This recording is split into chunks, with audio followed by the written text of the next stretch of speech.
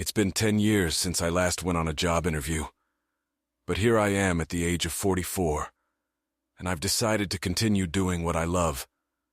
My name is Alex Price, and I'm a mechanical design engineer. I'm new to the area, and truth be told, this company used to be one of my biggest competitors. I have a feeling they will offer me a job when they see what I have to offer them. Soon, hopefully, things will fall into place. That is my plan to get rid of my cheating wife. I met Holly in 1993, and even now I can picture her in that time. She was beautiful and so confident. I, on the other hand, was shy and introverted. I guess being raised by a bossy bitch mother has that effect on a guy. She also had help from her ugly sisters. Their names were Megan and Anna, and they bullied me my entire childhood. Megan was the oldest and 13 years older than me. Anna was 10 years older. Apparently I was a mistake and was not planned, and they all blame my birth on my parents' breakup. My father left home in 1977 when I was 5 years old and never came back. It wasn't until recently that I learned the truth. "Come on in, Mr. Price. Nice to meet you." I was immediately attracted to the cordiality of Robert Williams, owner of Sutton Hydraulics. He was the exact opposite of the bastard I was leaving. "Thank you for having me, Mr. Williams," I said cordially. I took a seat in his imposing office, and he sat across from me and began to speak. "I'm surprised you're leaving Walker Engineering, Mr. Price. Please call me Alex, and I can't wait to get out of there," I replied. "They're doing a great job there, Mr. Price." "Alex, I'm sorry." He was still looking at me with a look of confusion on his face. "I'm doing a great job, Mr. Williams." "Please call me Robert," he interjected. "As I said, I've worked hard for the last 10 years, and it's been my developments that have moved the company forward, all without much thanks and lately without any respect." He looked at me seriously for a few seconds. I hadn't said anything about my situation, and I was willing to keep it a secret for now. "There's no doubt I want you here, Alex. I can offer you the package you asked for, which amounts to a raise of several £1,000s. But you also said on the phone that if you could help us win a few more contracts, you'd like a commission. Is that correct?" He furrowed his eyebrows. "Yes. I hope it's not something illegal, Alex. I'm not going to be involved in it," he said. I raised my hand to assure him of my honorable intentions. "I interact a lot with our customers. I interact with them on a daily basis. I know what they pay for our products, and I know the contracts practically inside out." I began to explain to an attentive Robert Williams. "How would anyone know that we offer more favorable terms? And with my designs on your team, we can be the best in the game." "What do you say?" I suggested confidently. He held out his hand and I shook it. I looked into his eyes and saw that I was looking at a man of integrity. Another part of the plan was accomplished. Now back to my cheating wife, Holly. We met at Kingston University in South London. She was in her final year of a creative writing degree, and I was completing my master's in mechanical engineering and design. As I said, I was too shy to approach her, and she had never lacked attention from men. She was 5 feet 5 inches tall, with brown hair and big brown eyes. She was the kind of woman you could get lost in. She had a beautiful body, but I knew she was beyond me. All the guys that ran after her were outgoing and popular. To my surprise, one of her friends started talking to me at the party, and Holly came over and joined us. I had little experience with women, and I think my modesty and shyness made me attractive to her. I got up the courage to ask her out, and we started dating. After about 6 months of dating, I heard rumors that she was having sex with other guys, but I had no way to prove it, and I was afraid to confront her. Holly was a spoiled child. Her parents spoiled her and her sister Caroline, and for most of our relationship, I had to put up with her acting like a princess. If she wasn't doing well, she would make a fuss and wasn't shy about causing trouble in public, which confused me. My friends couldn't stand her and thought I should get rid of her, but I fell in love, and I had never experienced anything like it before. When we graduated, we both got jobs and were able to rent an apartment near Southampton in Hampshire.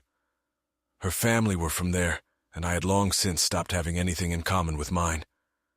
We married a year later, and the following year Sophie was born, followed by Ava a couple more years later. Holly loved being a mom, and everything between us has been great ever since. I was promoted several times, and 10 years ago I started working for Walker Engineering. Pay raises and bonuses helped us save up for a better house. But like most people in the world, 2008 was a bad year. The economic downturn has meant that many people have lost their jobs. It became harder to get contracts, so we all had to step up our work and work longer hours without getting any extra money.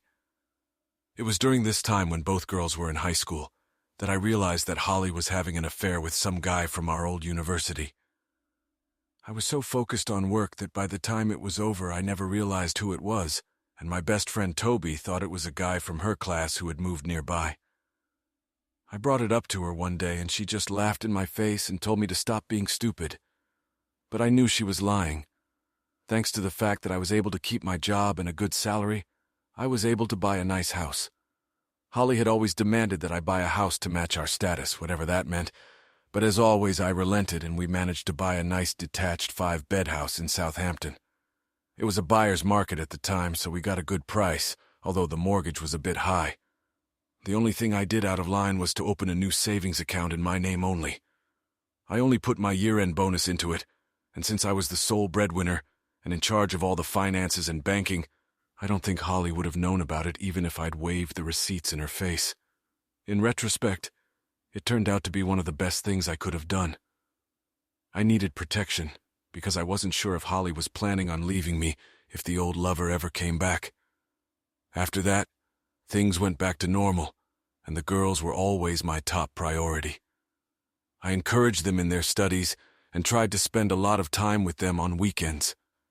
In fact, I was the one who took them to dance classes, concerts, and the zoo more times than I can remember. Holly always seemed too busy on her coffee dates with her other spoiled and lazy friends. I rarely socialized with other husbands, but we all seemed nepotistic and subservient to one degree or another. My friends would sing me the Rolling Stones song under my thumb when I had to cancel plans in favor of something Holly wanted to do. Even at work, the guys on the factory floor made comments about my marital status, especially Holly's control over me. It was only a few months ago that everything fell into place.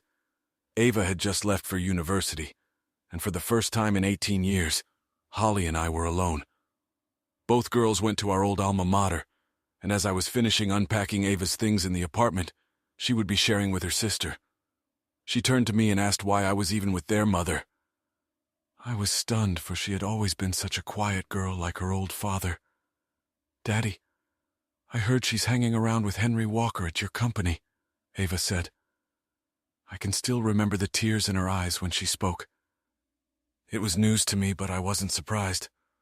All these years I could have investigated her adventures, but I never did for fear of breaking up the family and having my girls suffer for it and resent me like my sisters resented my father. I let her cuckold me because the alternative did not bear thinking about. I still loved her, but I loved what we had created even more. This news made several impressions on me. First, I realized for the first time that the level of hostility my girls felt toward their mother was much higher than I had imagined. They loved and respected me, but I knew they were disappointed that I hadn't taken a tougher stance toward Holly. Secondly, it made me remember the old feelings I had for the women in my life while growing up, and how that contributed to my weaknesses. And finally, I realized that at work, the employees openly talk and laugh at me, and most of all at Henry Walker, who turned out to be the nephew of Jack, the owner of the company and the man I was cuckolded by. I didn't know what to do, but I knew I couldn't take it anymore, especially now that my youngest daughter had found out about how Holly was making fun of me. I knew I had to stand up to her. My heart was racing as I sat at the kitchen table waiting for Holly to come home. When she finally showed up, I found that I couldn't talk anymore. She just looked at me with what I might call apathy and contempt. She didn't say anything to me as she put her bags away in the closets. Finally, I spoke up. "Are you having an affair with Holly?" She turned to face me, blushing slightly, but answered without hesitation. I wouldn't call it a novel darling.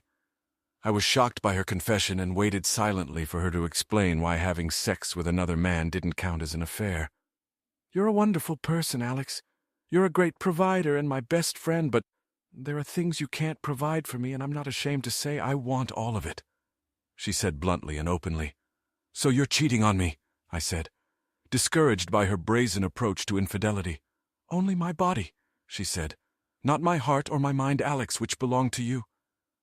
My head was spinning and my stomach was knotted. The sheer audacity of her words made me speechless. I've never turned you down for sex, Alex, and all I do is explore with a couple of young guys, she admitted. What I shouted. I didn't raise my voice once, and my reaction took her by surprise. She walked around the table and took the seat across from me. Don't yell at me, Alex, she said, regaining her composure. You admitted to cheating on me with 2 guys, and I'm supposed to keep quiet, I replied. I love you, Alex, but this is how it's going to be. Deal with it or I'll still leave and be with them, she said, giving me both a threat and an ultimatum. I just sat there looking at her as her face softened. For a minute I thought she saw the hurt on my face.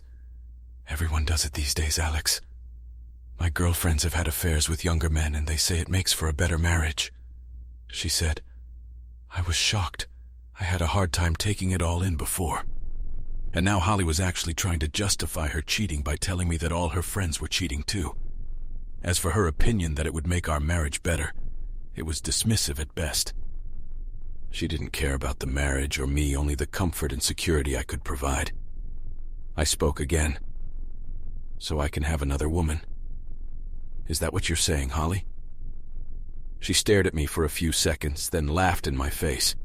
I sat in silence as she continued to laugh, trying to pull myself together. Yes, Alex. Come on, be serious. You have trouble talking to women you've known for years. What chance do you have of talking to someone else? She was blatantly mocking me as she continued to giggle, and I felt embarrassed and ashamed, but she wouldn't give up. That's the way it's going to be, Alex, so don't ruin a good thing. I'm still your wife. I still love you, and I still come home to you every night. Don't ruin your life. Don't complain about it, and don't do something you'll regret later. She left me at the table thinking about what had just happened to my life, to my world. She talked so openly about her affairs that I realized she didn't care about me one bit. I didn't care that all her friends were horrors, but that didn't give her the right to be one. Not only that, but she had the nerve to threaten me. I was angry. Very angry. That night I slept in the spare room.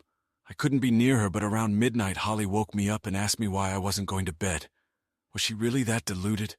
I knew she was a spoiled bitch, but really? Come on, Alex, get over it. That's the way the world works now. You're just acting like an old man, she said. I didn't say anything. I sensed her presence on the landing, peering into the spare room. Suit yourself, Alex. You'll be back in bed soon. I know it. You don't deny me anything, and you know as well as I do that I'll get my way, she said confidently. In reality, she was right. What had I done in my 22-year relationship that would indicate anything other than my unbridled devotion and willingness to go along with whatever she said and wanted?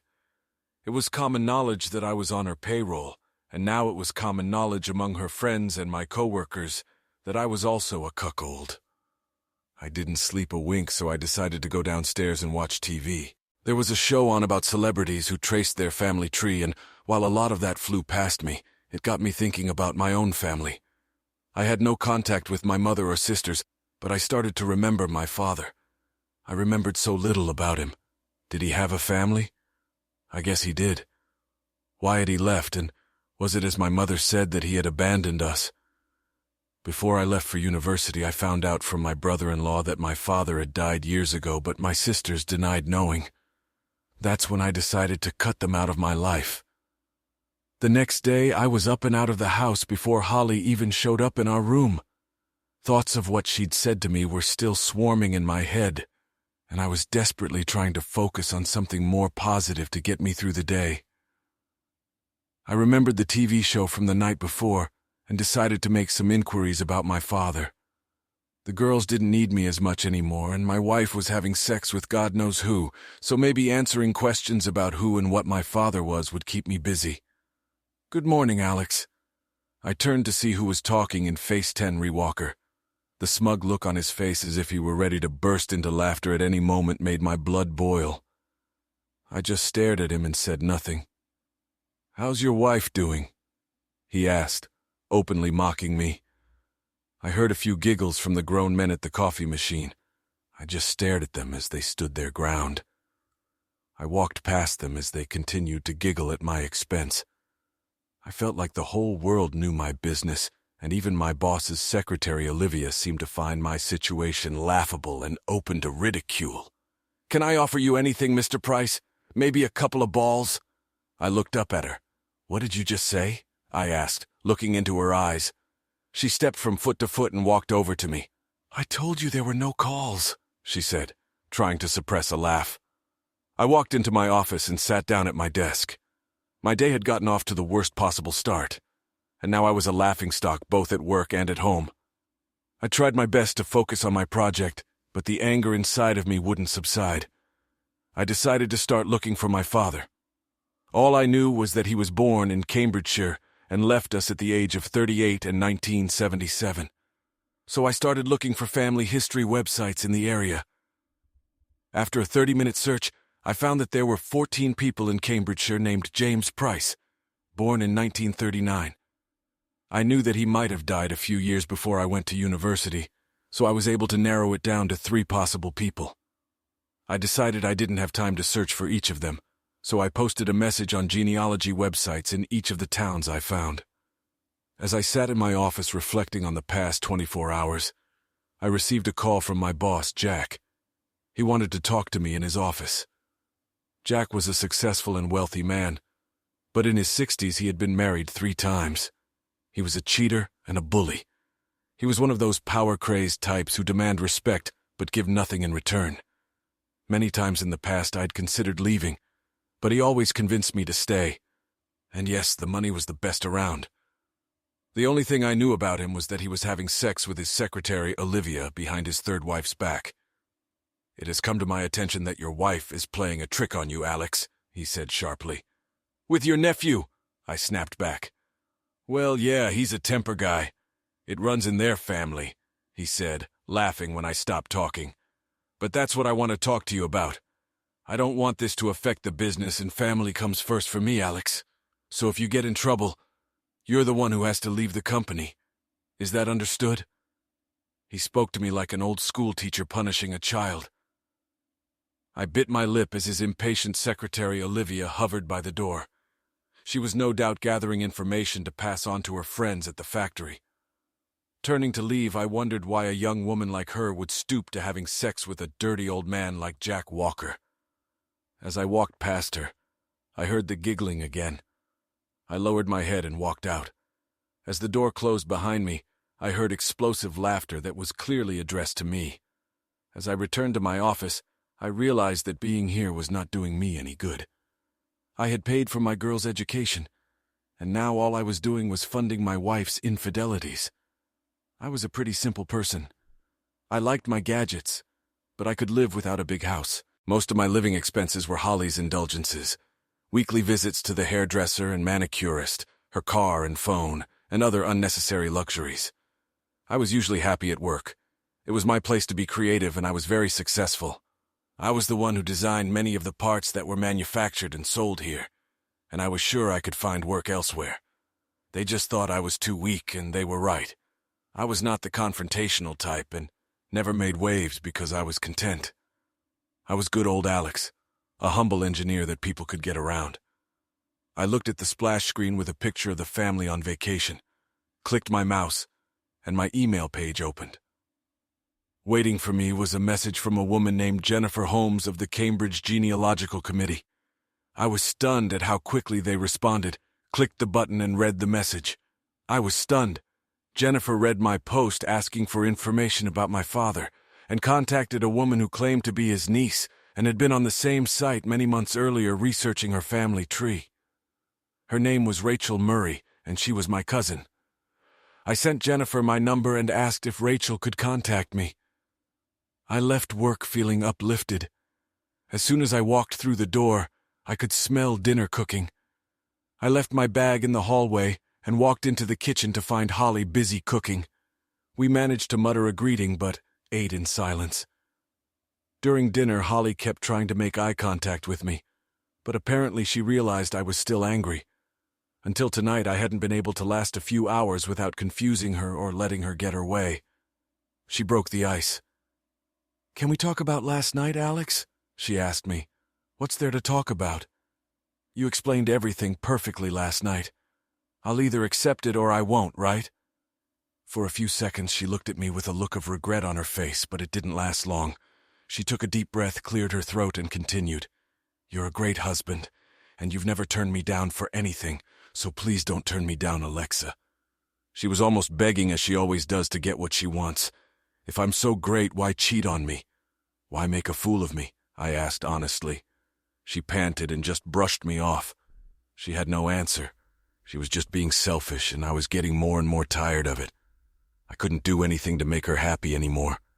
How many hours I work to pay the bills and give her everything she wants, and all I get is disrespect and ridicule. I drive a 12-year-old Range Rover, and she drives a car that is less than 2 years old.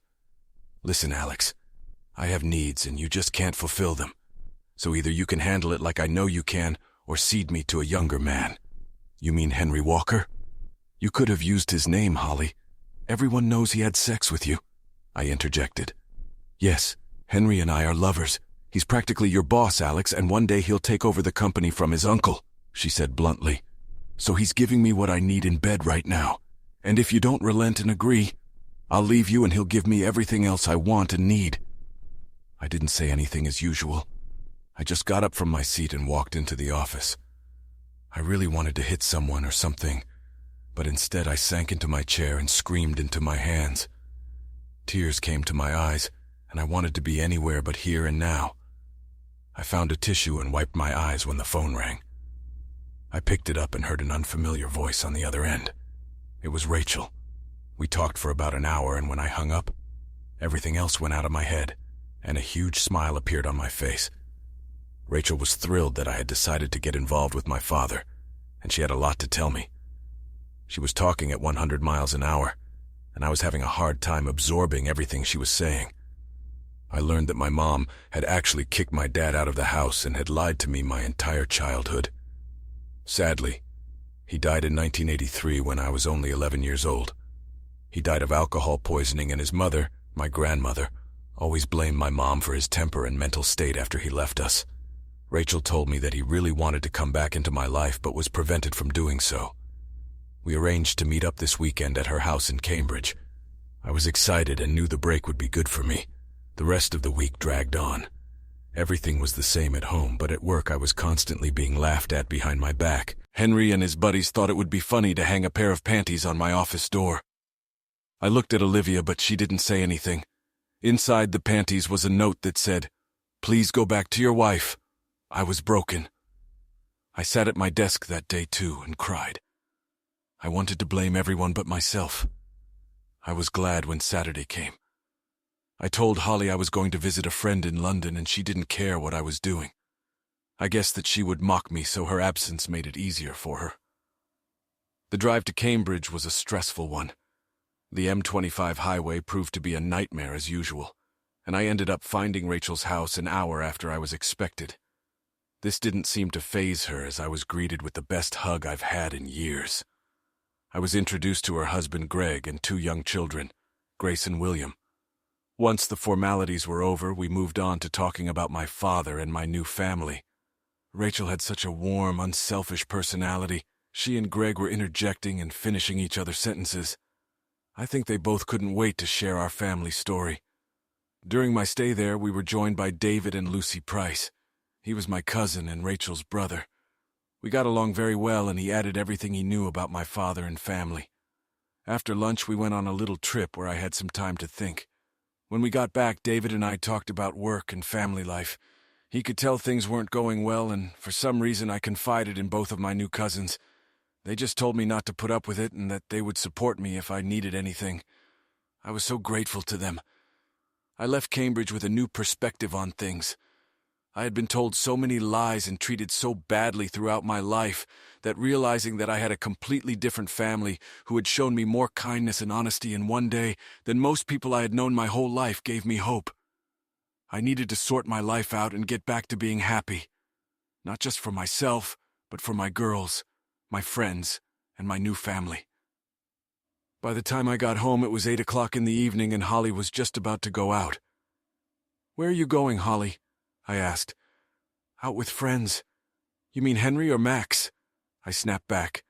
She looked at me somewhat taken aback that I knew the name of her other lover. I gave her an understanding look. "Please don't do this again, Alex," she begged, seemingly indifferent to my feelings. "Please, Holly, I'm asking you to stop this and become my wife. Stop being silly, Alex. I'm your wife and always will be. Don't deny me my pleasures and I'll make your life easier. I'll be back by midnight." She completely ignored my wishes and continued to threaten me. She approached me with her arms wide open and I turned my back to her. She said nothing to my blatant insult, just picked up her Prada purse and headed for the door. "Holly, as your husband, I'm asking you not to do this." My voice became harsher. She stopped where she was and looked at me as if asking herself who this guy was and what he thought about talking to me like that. It only lasted a second before she burst out laughing. "What are you going to do, Alex? Leave me? You'll never have the courage to do that. We both know you'll always be by my side." I was mortified. I lowered my head as her words echoed in my head. For me, no balls, deny me my pleasures. I always knew she was a spoiled brat. Her parents made sure of that. I knew I treated her like a queen while I was the workhorse. I knew she was selfish, but I always believed she loved me more than anything. I knew I was a fool, and I knew I'd been one for too long. This had to end and I needed to make plans to make it happen. I wasted no time and got down to business.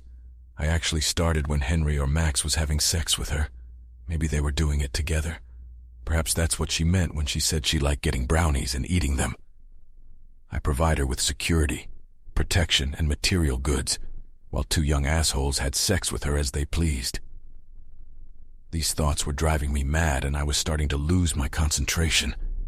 I needed to find a way to destroy the last vestiges of my attachment to her, and I think I found it. I found the box I was looking for and the particular picture in it. It was the only picture of my mom and sisters. I didn't think it would work, but I cut Holly's face out of the picture and pasted it next to them. I had no love left for them, and adding Holly's smirking face to the picture might help. I put it on the desk next to the monitor in my office.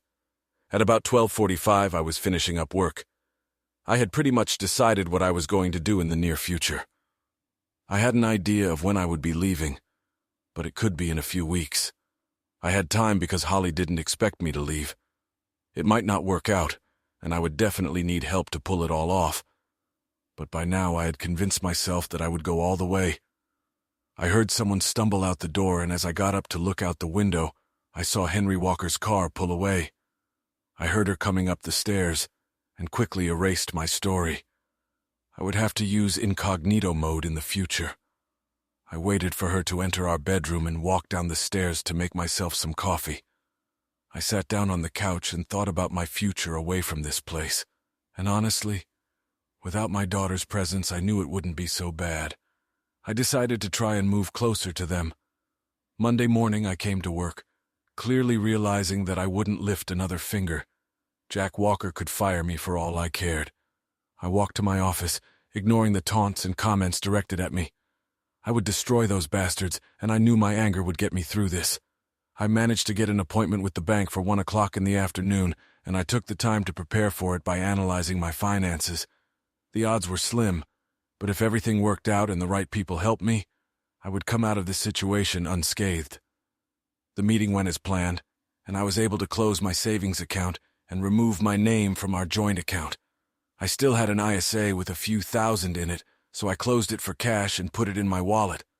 On the way to the office, I stopped by the PC World store and bought 2 digital voice recorders, a 500 GB USB 3.0 hard drive, and a new hard drive for my PC.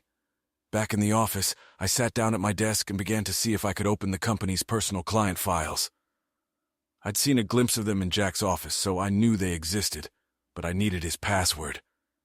It didn't take me more than an hour to crack it. Ironically, his wife's name was his username, and the password was his name and 6-digit birthday number, Jack240656. I had everything I needed. I plugged the disk into my computer and loaded all the files onto it. 10 minutes later, I did the same with all my new plans and drawings for the energy-efficient hydraulic pump system I was working on to keep this company ahead of the curve. We were creating pumps for air conditioners, heavy equipment, and even the dairy sector. I erased all of my computer history, including all of my plans and all of my designs. Then I shut it down, removed the hard drive, and replaced it with a new one. I put everything in my bag and reinstalled Windows. I spent the rest of the day researching our competitors on my phone. I logged onto the Monster website to look for engineering jobs in the South London, Surrey area, and then left for the day. That evening, after another silent dinner, I went to my office. I discovered that one of our major competitors, going through a financial downturn, was looking for a mechanical engineer to help design and run the shop. It wasn't exactly what I wanted, but pretty darn close.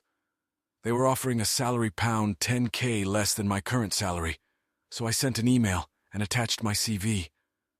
That night I decided to sleep in our marital bed, just so I wouldn't disturb Holly. However, I made sure I was already asleep when she walked in.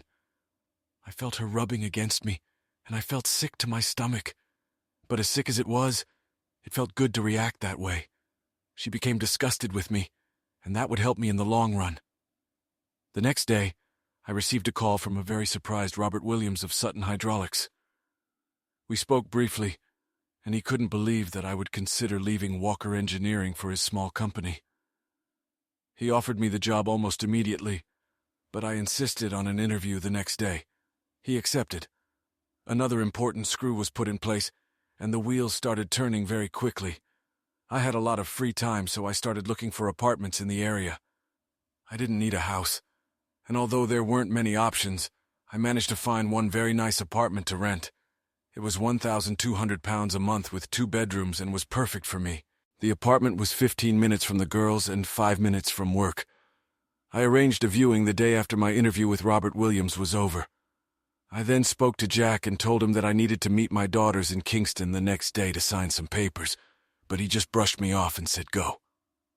That night I called my best friend Toby Brown. We'd known each other since 6th grade. We had both gone to Kingston, but he had studied finance and math. He was now a big banking analyst in the city and lived with his wife and kids in a nice house in Twickenham. Most of all, he and his wife hated Holly, so we rarely spoke to each other as a couple. Holly was jealous of Sarah because she was an ambitious web developer and married to a rich banker. I guess even with everything I was giving her, I still wasn't up to her level. I arranged to meet Toby the next night after the interview and apartment viewing. He knew I had something on my mind, but I told him I'd tell him all about it when we met.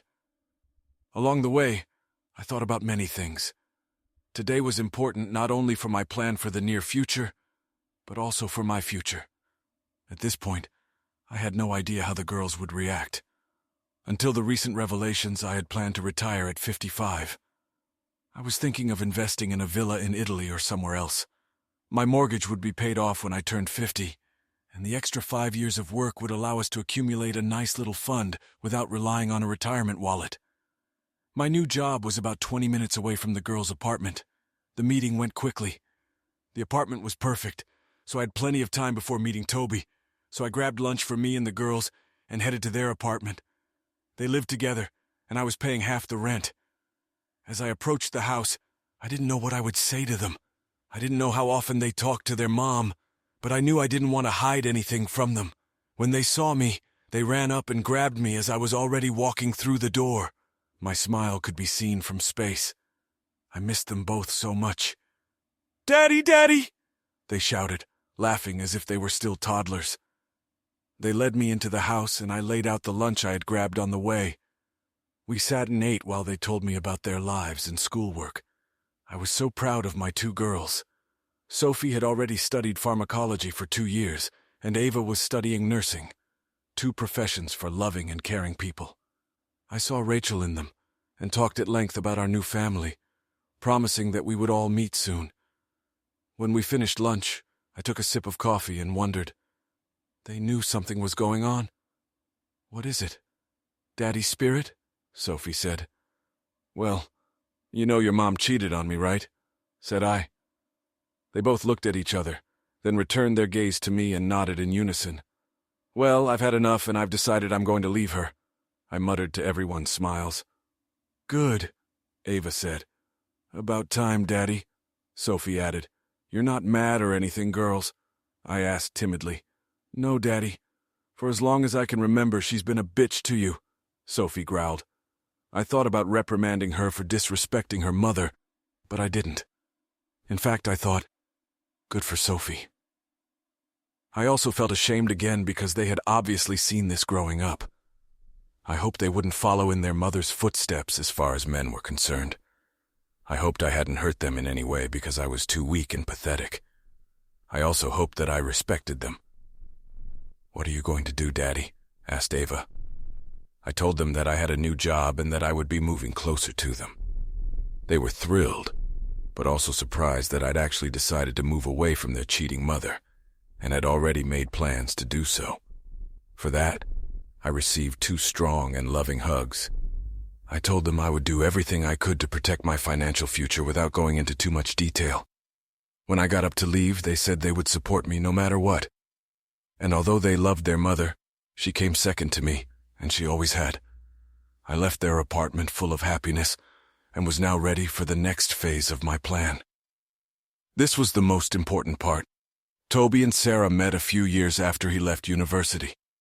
They are 2 of the nicest people I know, and tonight I would be counting on their favor. I was greeted warmly as usual, but my mind was spinning about what I would be asking of them, and they both knew I was out of my depth. They wanted to know at once what was going on, and I told them. There was no point in beating around the bush. I told them everything that had happened, and the first part of my plans. They were more surprised by my resistance than by Holly's infidelity.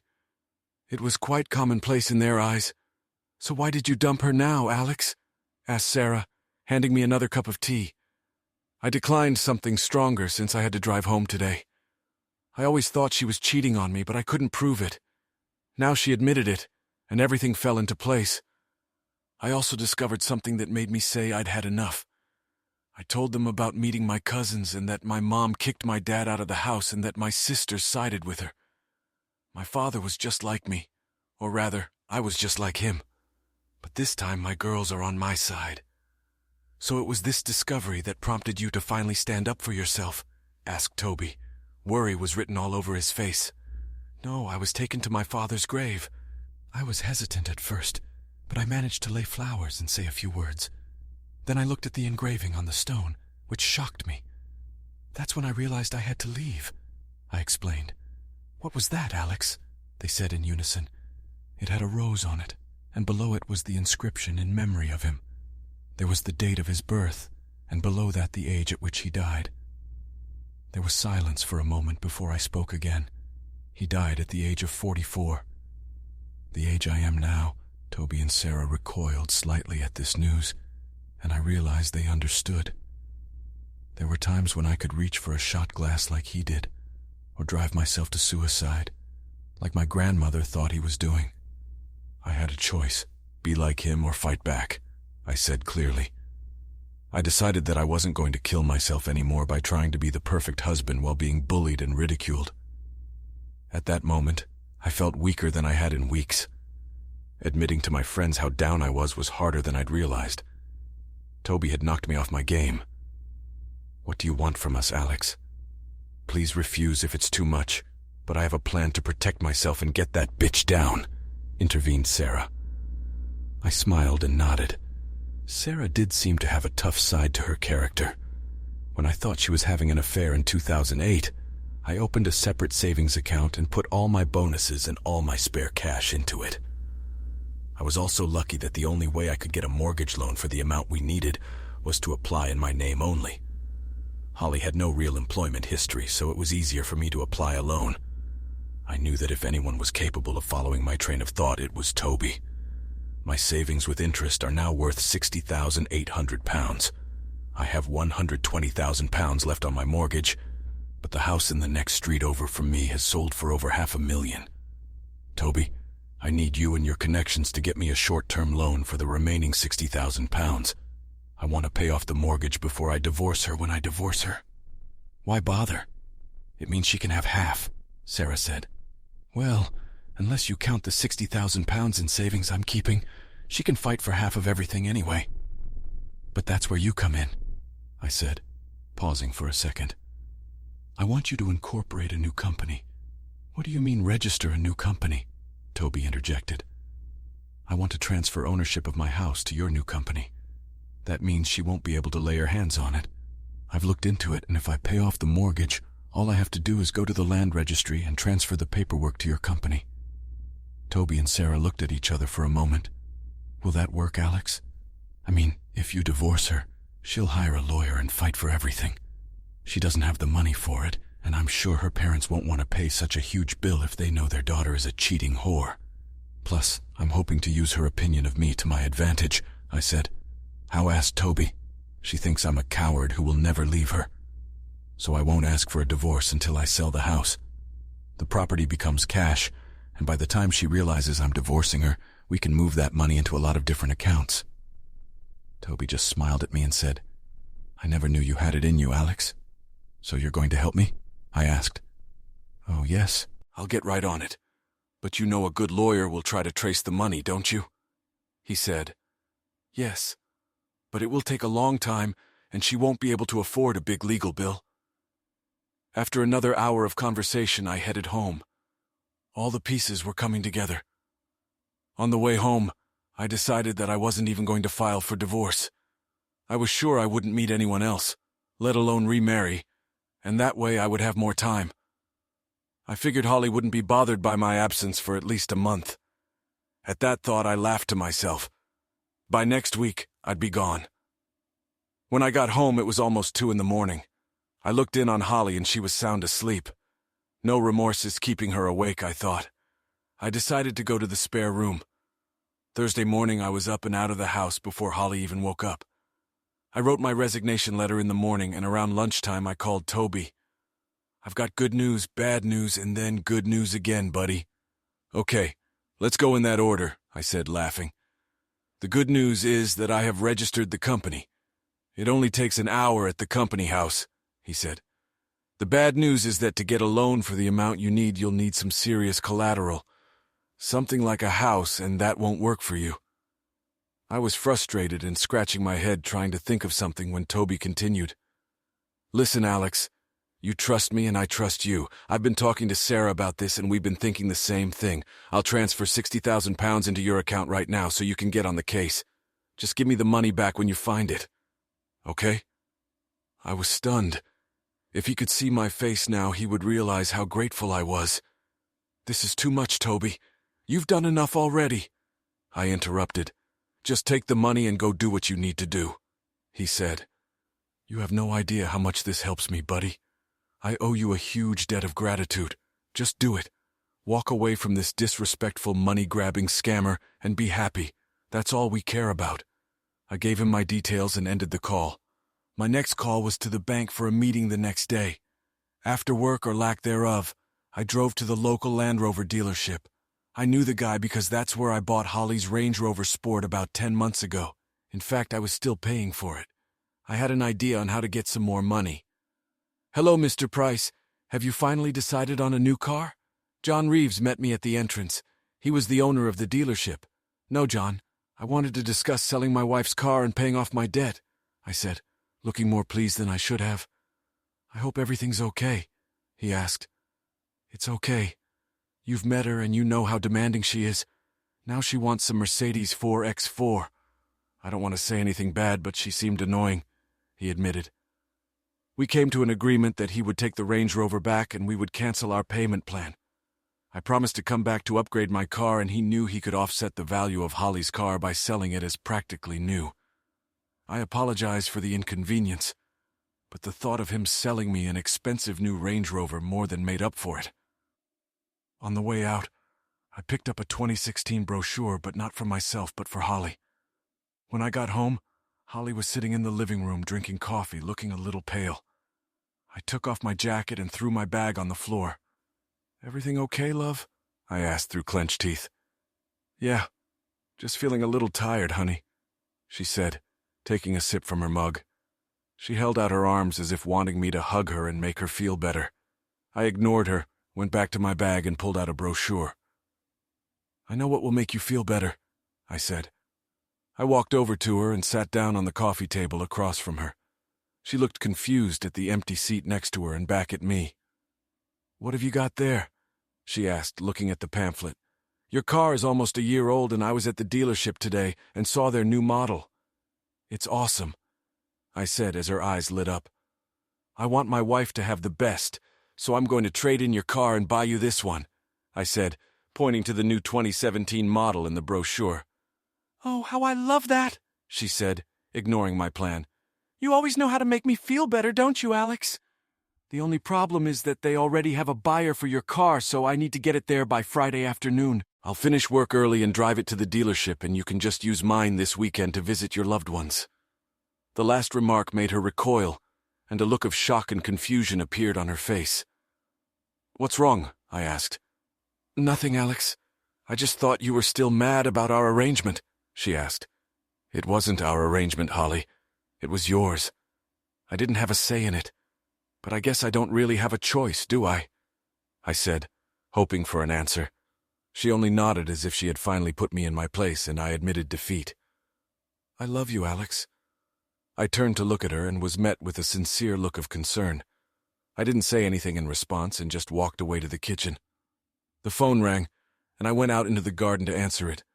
Toby confirmed that the money had been transferred. I was ready to go. The next day, wasting no time, I walked into the bank and found myself in the office of a mortgage loan officer. She looked to be about my age, but she wasn't wearing a wedding ring. I wondered if there might be a life after Holly, but dismissed the thought to the back of my mind. An hour later, the mortgage was paid off. All my remaining accounts were closed. I went through several houses and opened a new account at another bank. I was happy knowing I wouldn't have to pay anything else unless Holly hired a lawyer and went to court. My smile faded. I walked back to the office, ignoring Olivia as she rose to her feet to speak. I sat down with a cup of coffee and contemplated the next stage of my plan. I contacted the land registry and filled out the appropriate online application form. I had all the details of Toby and Sarah's new company, and within 10 minutes of submitting the application, I received a confirmation email stating that it would take 3-5 days to process. After that, I would simply hand the paperwork over to Toby, and he could register the property to his company. I decided to wander around the internet looking for furniture and details of canceling utilities in the house. I had to wait for the right time, but I did start new accounts for my apartment in Sutton. I finally have one more thing left to do, something I've been putting off. I knocked on Jack's door. Olivia was there with him, of course. That dirty old bastard usually fiddled with her on Fridays, and I seemed to be interrupting their lovemaking. She left us alone. "What can I do to help Alex?" he said cheerfully, escorting Olivia out of the room with a glance. I put my resignation letter on his desk. He looked at me with a silly grin on his face. "What is it?" he asked. "I have resigned," I replied. "I think it would be best if I left at once. Given the situation with our families, I doubt you'll want me here for too long." He looked dumbfounded. "I'd appreciate it if you could have my P45 ready by Monday, and please don't tell anyone about it." "My wife doesn't know," I said defiantly. But you can't do that.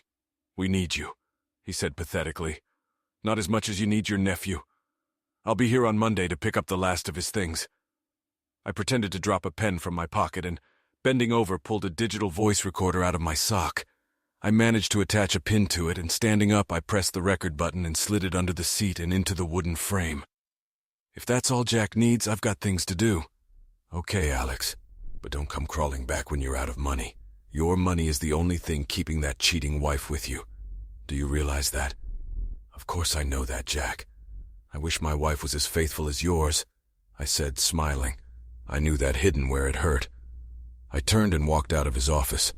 An hour later, I drove home and picked up Holly's car and magazine. I drove to the dealership and dropped off her car. Fortunately, John Reeves offered to drive me home, and I gladly accepted. When I got home that evening, Holly was sitting at the kitchen table with big red bags under her eyes. I knew she had been crying. "What's going on, Halsey?" I asked with feigned sincerity. "We need to talk, Alex," she said, gesturing for me to sit down. For a moment I felt like I was being snitched on. A feeling of terror came over me. "What's going on?" I asked. "I was at the doctor's office today and I was diagnosed." She hesitated. There were a lot of thoughts swirling around in my head. If this was serious, what kind of man would I have to be to leave a seriously ill woman as I was about to do? "I have," she stammered. "Just tell me, Holly, what is it?" I begged her to spit it out. "I've gone aria," she finally said, bursting into tears. I laughed. Hell, I laughed and she just stared at me. "It's not funny. I'm so embarrassed." I turned to her and she looked confused. This was supposed to be humiliating. "Well, I know I don't have one because I haven't touched you in over a month, and when I found out about your adventures, I used protection," I said, trying not to gloat too much. "Oh, so everything's fine with you so far, is that normal?" She was silent. "Just take your medication and soon you'll be standing on your back again. Oops, I mean on your feet. If looks could kill, I'd be dead by now. Just find out which one of them gave it to you and tell them to take it to the doctors before it spreads the disease further," I said, getting up and leaving her crying at the table. That night, I got a good night's sleep for the first time in months. Of course, I slept in the spare room. I shouldn't have taken any chances with an exhausted wife. Saturday morning, I felt great. A good night's sleep definitely helped me, so I went to our bedroom and woke Holly up in bed to tell her that I was going to give her some time to rest and recover. "I'm going to the girls. I'll give them all your wishes. Get some rest, okay?" I said with as much love as I could feign. She smiled at me and asked me to hug her. I gave in, but I did it half-heartedly.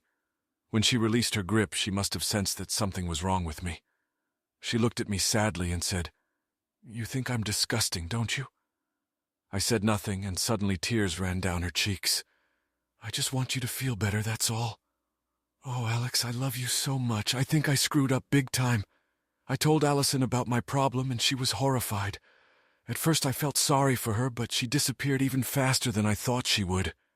It shocked me a little. Then I realized that I had lost all love for the woman I'd been married to for 21 years. Could she really have disappeared so quickly?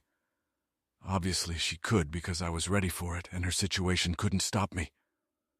Without saying anything, I left the room. I got into the car and drove away happily. Later in the morning, I was seated with the girls, and I told them everything that had happened.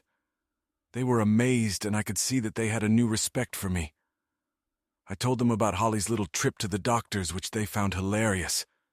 I shouldn't have laughed, but I couldn't help it. And it suggested to me that maybe the girls really did hate her as much as I did. "What's she going to do about Daddy?"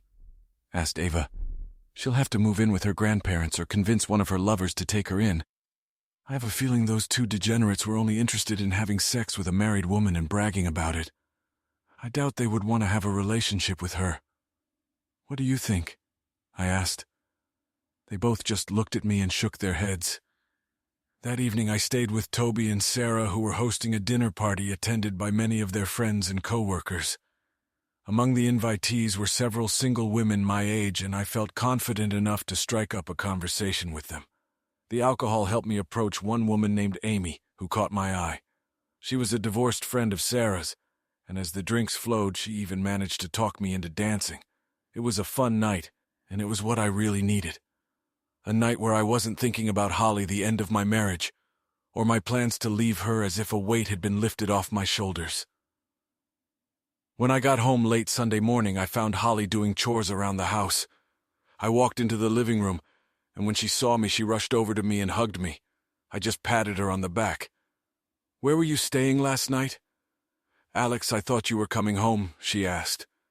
"Toby and Sarah had a dinner party, and I had too much to drink, so I slept on their couch." I replied nonchalantly. "That's not like you. Did you have fun?" she asked, giving me a wary look. I had to be careful not to give anything away, so I pulled out my phone and showed her some pictures. Her face soon turned red. "Who is that woman?" she asked angrily. "Oh, this is Amy. She's Sarah's friend. She made me dance. It was a lot of fun." I looked up from the phone and saw Holly staring at me angrily. The irony of her being mad at me didn't settle in my mind. She was mad at me for innocently dancing around when she was having sex with some guy every week. "I want to go with you next time." "I haven't seen the guys in a while," she said, returning to her normal color. I made my way to the kitchen and put the kettle on. Holly followed me. "Did you feel okay without the car?" I tried to fill the silent air with small talk. "I'm doing fine." "When is my new car coming?" she asked. "They said it would be delivered on Wednesday." I turned around and saw that she looked somewhat concerned. "But if you want to pick it up, you can come Monday afternoon and pick it up. I have things to do on Monday, getting my hair done and going shopping with my sister."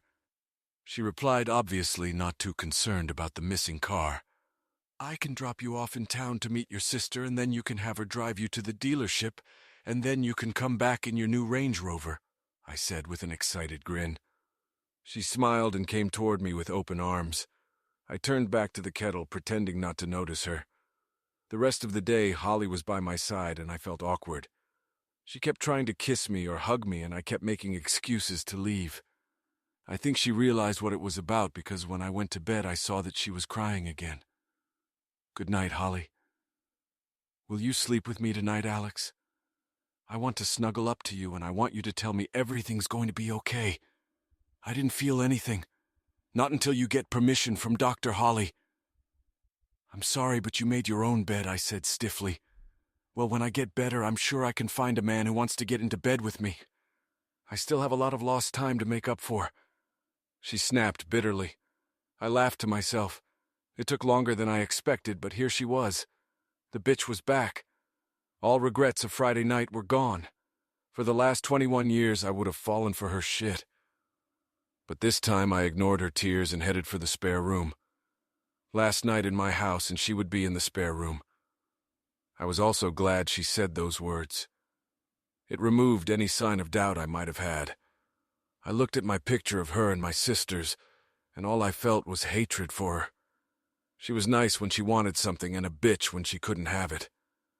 Monday morning, I woke up early. Holly woke up early, too.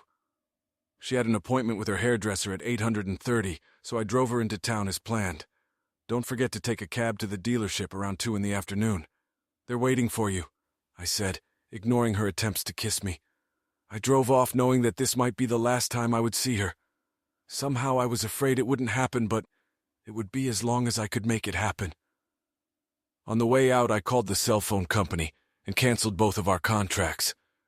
I pulled over to the side of the road to pay the fine on my card. They informed me that the phones would be working until 5 p.m. Great. I then went to the office to pick up my P45. I entered the factory and there was a solemn atmosphere. The news of my departure must have reached everyone, and for a brief moment I saw a look of fear on their faces. I did not know why. Walking down the hallway toward my office, I passed the coffee machine where the usual suspects had gathered. I wasn't sure if Max and Henry knew they both had sex with my wife or not. But they both smirked as they looked at me and exchanged jokes with the other assholes. "Good morning, guys," I said cheerfully. "Good morning, Alex. How's the wife?" They said this to the usual laughter. How that joke is still funny today is beyond me. "Not very much, I'm afraid," I replied. "One of you underdogs swiped it." I walked away in complete silence, and when I turned around, their jaws dropped and Max yelled something to Henry. I heard a big noise before I headed up the stairs. Olivia saw me coming, and she half smiled, lowering her head. Maybe now I was getting some respect. Jack was at the door before I could knock. "I have what you need, so take it and get out." Maybe this respect story was a figment of my imagination. I entered his office and sat down. I reached under the chair and discreetly put the recorder in my pocket. I knew he'd laid out his weekly Friday night story to Olivia, and now I had it all on the recorder. "So you have another job, Alex," he snapped back. At first I didn't pay attention to him, but then I decided I would give him what he wanted. "No, nothing," I said. A wide smile appeared on his face, and he probably figured I'd come crawling back to him soon. "So I get my last month's paycheck and my year-end bonus?" I asked. He burst into laughter when Olivia walked in with my P45. "What's so funny?" she asked. "Alex just asked for his bonus and salary to be given to him." "That's hilarious," Olivia said, joining in his laughter. I thought, why not, and joined in too. It made them stop and look at me like I was crazy. "Why are you laughing?" Alex said, Olivia. "I don't know, Olivia. Why do you let that old bastard have sex with you every week?" I said, laughing louder and louder. They froze as her eyes widened, and Jack began to redden with anger. I'm sure Mom and Dad are proud of their slutty little girl. She threw my papers on the floor and ran out of the room in tears. You bastard, Jack said. Get out of my office and out of my company before I get the guys to drag you out by your ears. I laughed, walking out of the house and heading to my office to pack the last of my things. I was still laughing to myself when I pulled up in front of my house. I got out of the car and lowered the back seats. I opened the trunk and walked into the house. I walked around the house thinking about what I wanted to take with me. I had several Romero Brito works, so I took them down and wrapped them in plastic I found in the garage. I packed them in the car and continued walking around the house packing. Finally, I went upstairs and emptied out my closet. I pulled all of my documents out of the safe, including the girls' birth certificates and marriage license. I found an attic ladder, went upstairs and found all my old stuff. My diploma and family photos were there. I went to the handyman and took all the jewelry I had brought with me from Holly over the years. They must have cost over 10,000 pounds. And then I took all the handbags, shoes, and expensive coats I'd brought back too. In fact, the whole bloody closet was bought by me, so I took everything. I've always been a responsible person, so I had receipts for almost all the stuff for insurance, and that will serve me well when I come to sell it all. When I finished packing, I realized I would need a TV, so I took that as well, along with my movie collection and Blu-ray player, of course. By this time, my car was too full. I figured I might lose all of Holly's clothes and a few other things I really didn't need, including some of my old clothes. The new me would require a new closet, and the girls wouldn't fail to seize the opportunity to help me with that. I found all the best pictures of me and the girls and put them in the car. I wasn't in any hurry to get anywhere because Holly wasn't going to be back until after 2 in the afternoon. I made a cup of tea and took 5 minutes to myself. You have to have a cup of tea. I think it's on the Magna Carta. I picked up the phone, called the telco, and canceled satellite TV phone and internet. I called British Gas and Southern Water to cancel the utilities. It would take a few days, but I didn't care. I went back to the bedroom and sat on the bed when I noticed something that gave me a thought that scared even me. It was at the very top of the closet in a dusty old box. It was Holly's wedding dress. She loved it, probably more than I did. I took it off and then found our wedding album among the box of pictures on the bed. Grabbing the duvet cover, I gathered up all my things and headed out into the garden. Once outside, I walked to the middle of the garden and piled everything into a pile. I added all of Holly's clothes and her things that I knew I wouldn't be able to sell. I made sure to leave only her underwear because I didn't want anything to get contaminated. I went to my car and locked all the doors. I was ready to leave, and when I looked at my watch, I saw it was only 1:45 p.m., so I called Robert Williams and told him I could give my P45 later that evening along with the night shift. That way I could start work again tomorrow morning. He was thrilled, and I told him I was already working on plans to get new customers and improve the hydraulic pumps that would make it super competitive in the marketplace. I think he sensed my enthusiasm, and as I wrapped up the conversation, I hoped I had made his day. It was already 2 o'clock in the afternoon, and I was sitting there waiting for the call. Finding some paint thinner in the garage, I went out into the garden and poured it on my wedding dress. I was about to light the fire when the phone rang. "Hi," I said calmly. "What's going on, Alex?" Yelled Holly into the phone. "What do you mean, Holly?" I asked sarcastically. "Don't play dumb, Alex," she continued. "Calm down, Holly, what's going on?" There was silence, and I heard her breathing heavily. I heard her sister's voice in the background. "I was told you didn't bring me a new car, you sold me mine." "Oh, yes. Did I forget to tell you that?" said I. "What are you talking about, Alex? What's going on?" She started to panic. "Well, from now on, if you need a car, you can pay for it yourself," I said, trying to stay as calm as I could. My heart was pounding frantically. "Yeah, I don't understand, Alex," she said meekly and confused. "You heard me perfectly well, Holly. If you want it, you can buy it. Now, if you'll excuse me, I need to clean up the kitchen. What is this, some kind of sick joke?" I didn't say anything. "We'll talk about it when I get home, Alex. I'm not satisfied with being coddled," she shouted. I was silent again. I heard her panting as if she was pacing to her sister's car. The slamming of the door confirmed it. I knew she was on her way. In this condition, she could convince her sister to be here in 5 minutes. Alex. Alex, Alex. Yes, I replied, almost too calmly. You said you were in our kitchen, she asked, suddenly realizing what I'd said. Yes. Why aren't you at work? She asked. I didn't say anything. Alex! Alex! Alex! Her breath caught and I could hear the panic and confusion in her voice. I hung up the phone as she continued to call out my name. I went outside, struck a match, and lit the fire. Our past flared up as I walked away. I pulled the marriage certificate out of my pocket, ripped it to shreds, and left it on the kitchen table, along with the only picture of us all vacationing at Disneyland. It was a wonderful time with many happy memories. I wonder if she thought the same. I got in the car and drove away. When I got to the end of the street, I saw Holly and Jennifer pull up to the house in the rearview mirror. Neither of them looked up. They just ran into the house. I turned my phone off, smiled, and pulled away. The A3 was practically empty as I drove towards my new home. For some reason, I couldn't shake the feeling of dread that gripped me. I knew this wasn't the last time I'd see Holly, and once my plan came to fruition, she would do anything to hunt me down and make me pay. That was the kind of person she was. I also knew she'd get the girls involved, and I didn't want them to be burdened with our problems, especially since they needed to focus on their studies. I was in Sutton by 4 o'clock in the afternoon and decided I had time to visit the local phone store and get a new cell phone contract. I also managed to catch the administration team at work, processing my P45, and met Freya, my new receptionist. She was quite young, but kept a very professional demeanor, a complete contrast to Olivia. I went back to my new apartment, which was completely empty. I had water and electricity, so I found a kettle I had brought with me from home and made a cup of tea. I moved my stuff in and ordered a pizza. I picked up my old cell phone and turned it on. The connection was broken. I smiled to myself, knowing that Holly was now without her phone too, and that should give the girls some respite before I could talk to them. I found my sleeping bag and spread it out in the living room and waited for dinner. I was supposed to have some furniture delivered over the weekend, but for now I was glad to at least be away from Holly.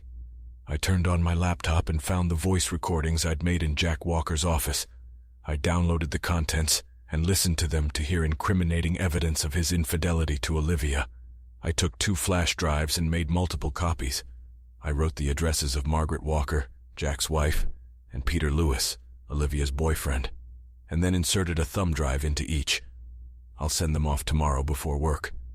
Finally, I decided to call my daughter Sophie to give her the latest news and not to let their mother know where I was. To my surprise, she admitted that she hadn't even talked to her mother yet. But of course, my guess is that she didn't have a phone to do that. Within a week, I had time to furnish my apartment, and with no time to waste at work, I contacted Walker Engineering's clients and convinced them to switch to Sutton. They saw what we were offering and very quickly jumped ship. A couple people decided to stay with Jack, but most hated him, but tolerated him because of the superior products we offered. I knew Jack wouldn't immediately understand why his business was losing customers, but I didn't care. I also knew that now that my old house had all the utilities shut off, Holly would realize I wasn't coming back. There was no way she could afford to pay the bills, so I knew that Toby could safely begin the selling process. Sarah was more than happy to take on the task, and by the end of the week, signs were up on the house. It was at this time that Eva contacted me. Apparently, Holly had moved into her parents' house, and they were not happy that their little princess had gone rogue. Holly, of course, was out for my blood, and was furious at what I had done to her. Strangely, I found great satisfaction in it, but I knew it wasn't over yet. By the weekend, I was invited to another dinner party at Toby and Sarah's house. I was told that Amy would be there, and that she had asked Sarah about me. I learned that she had gotten divorced a few years ago, and had been single since her husband left her a year before the divorce. Apparently, the divorce went well. She got the house and full custody of the children, as well as financial support. Unfortunately, she has been skeptical of men ever since. Sarah told her about my situation, and she's wanted to meet me ever since. That's why they planned this dinner party. She was 2 years younger than me and had 2 older teenage children. I felt like I was being set up, but decided it couldn't hurt. The dinner was a success, and I felt completely relaxed for the first time since I'd thought about running away from Holly. Amy understood what I was going through, didn't push me or let me know that she liked me. We got drunk, danced together, and at the end of the night we exchanged numbers. She told me to call if I needed someone to talk to, and I thanked her. I slept in the spare room of Toby's house, but it was getting harder and harder to fight the hangover, and the coffee wasn't helping. Sunday morning brought good news. Just a week after putting it up for sale, I received 2 serious offers. One of them I immediately accepted for £550,000. I knew it could be some time before the deal was finalized, but I agreed the money as soon as it was ready. I would open an ISA in the girls' names, and then ask Toby to distribute the remaining amount between numerous investment funds. I would also return the money to him and take some of it in cash to keep it a home safe. I still felt the need to protect myself. Another week went by, and I was happy to hear from Toby that the sale could be very quick. I contacted the moving company and instructed them to vacate my old house. The girls called their mother and asked if she needed anything, and she became even angrier and more threatening. I promised the girls that it would be over soon. On Tuesday morning, I was talking to one of our new customers who was meeting with Jack Walker about a possible supply contract extension. He told Jack that he was moving to Sutton Engineering, and Jack was not surprised. He learned that Walker Engineering had to cut 50% of their staff due to job losses. He also informed me that Mrs. Walker was divorcing Jack due to adultery.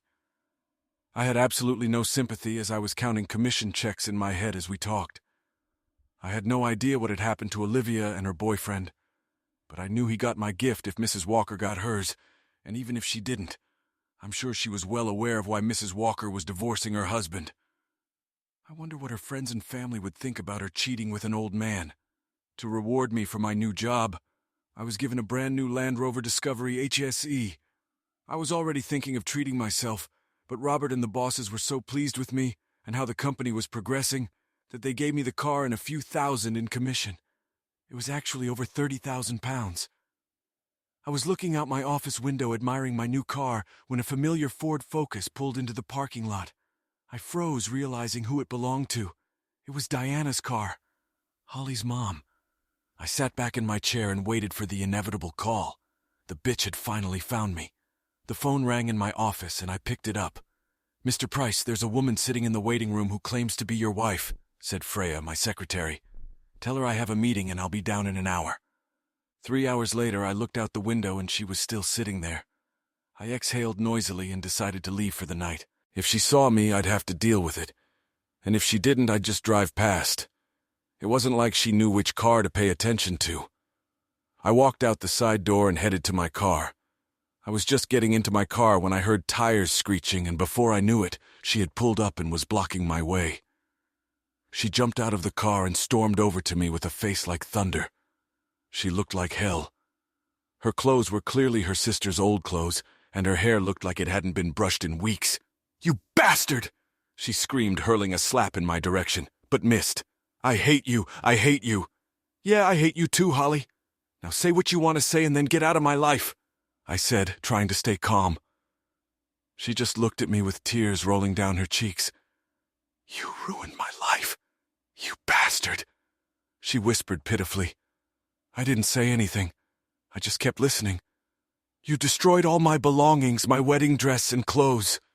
So far it was all about her and I wasn't surprised. And then you cancel and force me to move in with Mom and Dad," she continued. She just stared at me and waited for me to speak. "Was it all Holly?"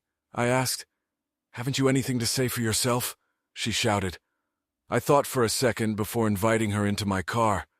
She was taken aback, but I didn't want to be a public spectacle anymore. When we sat down, I saw how bad she looked. She seemed to have aged, and I wondered if all that plus the venereal disease had taken its toll on her appearance. "Please come home, Alex. We can put all this behind us. I forgive you." What did she just say? Are my ears deceiving me? "Do you forgive me?" I asked, hoping I'd misheard. "Yes, Alex, I will forgive you for destroying my things and my life." "Are you delirious, Holly?" I asked. She just looked at me like I was crazy. "You openly cheat on me and disrespect me when I give you everything, and you have the nerve to say you forgive me." But I thought, no, Holly, you're only thinking of yourself. I'll never be with you again, so go away and be with one of your lovers, I said coldly. She moved awkwardly in her chair, and I realized, I suppose once you suddenly became single, they didn't need you. I asked. They accused me of giving them an STD and said I was just having a little fun. They said they would never want to have me as a girlfriend because I'm a cheating bitch. For a second, I even thought it was cruel, but she had already made the bed. Well, that was obvious, Holly. So go find someone else. My girlfriend started treating me differently. Now we've broken up and their husbands have started questioning their fidelity, which means I've been kicked to the curb. I can be a bad influence if you can believe it. The word separation stuck in my head. I knew it meant that I was still connected to her, and I felt sad. My parents are disgusted, and everyone in town has heard about my venereal disease, no doubt thanks to my so-called friends and lovers. And now some of the factory employees have lost their jobs, and that's my fault too. The truth was that she herself was partly to blame for all the bad things that had happened to her. But I felt sympathy for her. She had messed up and was paying the price, but how great that price was. She had a beautiful life and she ruined it because of greed and disrespect. However, I knew I had to move on with my life. I have nothing left, Alex. I need you and I want you back in my life. I have no money, no job. When will I get my share of the house? Here it is. You've never once told me you love me. You just need me, Holly, and I don't need you. As for the house, I didn't pay the mortgage and I lost it. I lied. Her eyes widened and her jaw dropped. She was shocked by my words, but at least I knew how this visit would turn out. I want a divorce, I said. No, please, Alex, of course I love you. Over 20 years together, and I made a little mistake, and you're burning me out. A very big, unforgivable mistake, Holly, and I'm never coming home to you. Please, Alex, she shouted, and her screams echoed throughout the car.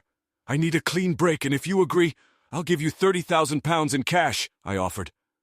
I saw her face change, and the tears were replaced by a new determination. No, she shouted. I will fight you in court for everything. There's no way you'll lose the house. You're too smart for that. Damn it, she was right, and now I'm on her hind legs. All right, Holly, I'll say this, I began. You're never going to get a penny from me. She moved her hips and moved forward toward me. I'll fight you for anything and more, Alex. You have no money, Holly, and I'll move my assets so much that you'll spend a fortune trying to find the money. I'm smart, so by the time your lawyer finds it, you'll have run up a bill that will negate any benefit. I suggest you take the money I'm offering, or I'll give it away too. It's up to you, I said sternly, keeping my eyes on her. You bastard! I loved you and bore you children, and this is how you treat me, she said angrily. Thanks to me, our girls will go far. They won't be liars and cheats. They'll be selfless, not selfish like their mother. So take the money and get out of my life. My anger started to surface, and she looked at me like I was a stranger. All right, she hissed. I'll take the money and agree to the divorce. Okay, I'll set it up. With those words, she got out of my car and slammed the door shut. A few seconds later, she sped out of the parking lot. The next day, I filed for divorce on grounds of adultery, and a week later, I arranged to meet Holly at the girls' apartment. The sale of my house went through, but I wouldn't put any money into it until the papers were signed. We tried to be polite in front of the girls, but it wasn't easy. I handed Holly the money and she signed the papers. I kissed the girls goodbye and wished Holly good luck. When I was about to leave, she burst into tears again, but I had a feeling it was for the girls' benefit. Sophie and Ava looked at me and raised their eyebrows. They knew. I'll see you next weekend, Dad, Ava said as I walked to the door. I went back into the room. Holly was still sobbing and no one was paying attention to her. I suddenly realized what Ava was talking about. Oh yeah, the Coldplay concert, everyone's looking forward to it. Are we going to meet you in London or drive together? Ask Sophie. I'll talk to Amy and let you know during the week, I said one last time before I left. On my way out the door, I heard Holly yelling something, but I chose to ignore it and left.